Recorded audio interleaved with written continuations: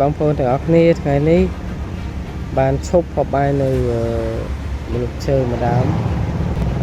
ដែលហៅថាដើមដែលហៅអំពិលបារាំងហើយនៅតំបន់ភ្នំគេហៅថាដើមច័ន្ទគិរីបាទភ្នំហៅថាដើមច័ន្ទគិរីតែនៅតាមភូមិនៅតាមស្រុកជនបទគេហៅថាដើមអំពិលបារាំងហើយទៅស្រៀបនៅកន្លែងនេះដែរគឺតិចមែនទែនតិចមានខ្យល់បរិសុទ្ធបាទមានទឹកមានស្មៅមានទឹកក្លោកអីចឹងណាបាទស្អាតមែនទែនហូបបាយទៅខ្យល់បក់មកវិចមានអារម្មណ៍ថាស្រស់ស្រាយបាទអារម្មណ៍ល្អមែនទែនបាទតោះតែម្យ៉ាងទៅគឺនៅចិត្តបឹងនេះមានសម្រាមបាទមានសម្រាមដូចជាគ្មានដូចជាខ្វះអនាម័យបន្តិចបាទ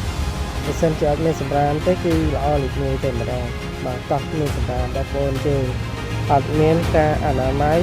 អត់ស្រឡាញ់បាត់រូបឋានទេបាទអញ្ចឹងនាំឲ្យបរិស្ថាននេះក៏ខ្វក់ដោយសារតែសម្រាមដោយសារតែមនុស្សភាគតិចបាទចោលសម្រាមនៅតាមកន្លែងស្អាតៗដូចជាទន្លេនៅតំបក់បាទជិតរង្វង់មូលតែម្ដងបាទជិតរង្វង់មូលតំបក់បាទនេះគួរណាស់តែមនុស្សយើងទាំងអស់គ្នារួបរวมគ្នាសាមគ្គីសម្អាតបរិស្ថានឲ្យខេត្តទីស្អាតបាទកន្លែងដែល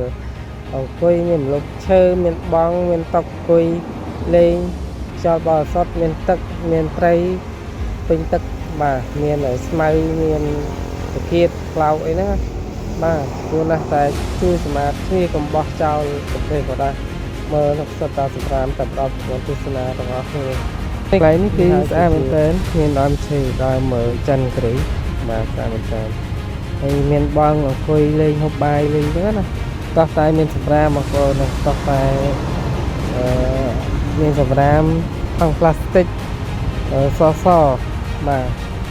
សូម្បីតែសត្វក៏មិនហ៊ានមកគៀនដែរព្រោះអីញ៉ាំច្រើនទៅនេះគឺជាបឹងនៅតាមដងផ្លូវទី2ជាប់រង្វង់មូលអូសបកតែម្ដងបាទតាមតែនតោះតែមានសម្រាមបងប្អូនបាទតោះតែមានសម្រាមសូមបងប្អូនទាំងអស់គ្នាឆ្លាញ់បរិស្ថានទាំងអស់គ្នាបើសិនជាឆ្លាញ់នេះជួយបាទជួយបាទ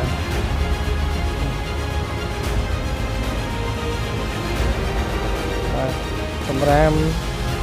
សគូសតែម្ដងបាទចឹងហើយសូមជួយសម្អាតដើម្បីឆ្លាញ់បរិស្ថានទីក្រុងស្អាតខេត្តយើងទាំងអស់គ្នាស្អាតទាំងអស់គ្នាបាទសូមអរគុណ